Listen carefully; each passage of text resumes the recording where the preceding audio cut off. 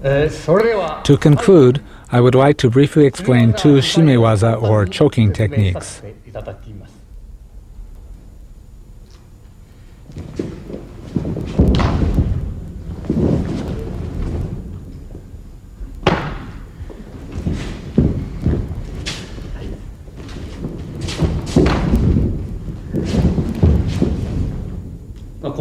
It's done like this.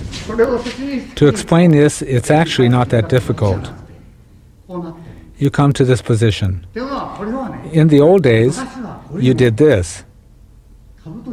If you twisted the helmet, you broke the opponent's neck. This would result in instant death. It's extremely dangerous. Since we can't do that sort of thing, we go through the motion of choking the opponent.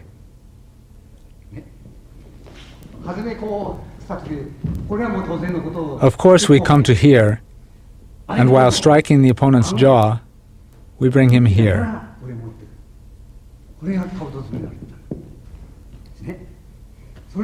Since we can't do that, we come here. The thumb comes here. Then you twist him around to here. It's necessary to do it this way for practice. Please understand the technique in this way. Here's another technique. This is a similar technique. This time you stay in contact with him and come here. Actually, you would do this. Or poke his eyes. You come into the jaw, and one hand pokes his eyes. It's extremely dangerous. You'll understand if you try pressing here. This is a vital point. If this is cut even a little, air comes gushing out. You can't survive for even a minute. This point here. If you are struck here even with the empty hand, it will be totally effective. So we enter from the left side, and then to here. You shouldn't pull. The opponent is controlled by his own body weight.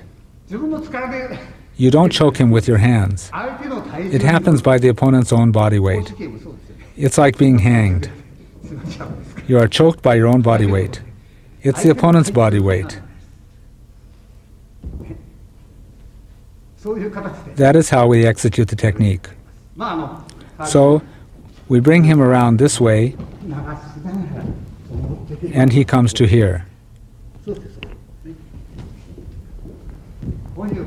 I think it's best to practice the technique this way.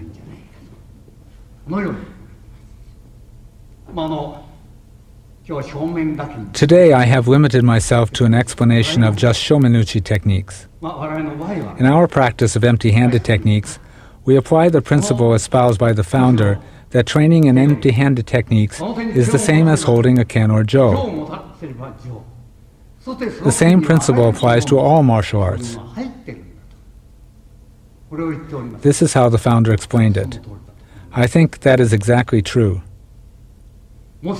If our way of explaining these techniques has been of some use, I hope that you will think about training according to these principles, and that this will be a benefit to the future of Aikido.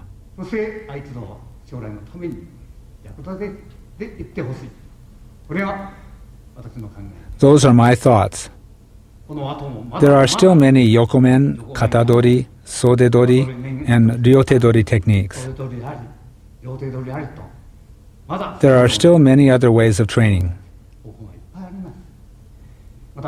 If there is the opportunity, I would also like to cover these areas of training. Thank you.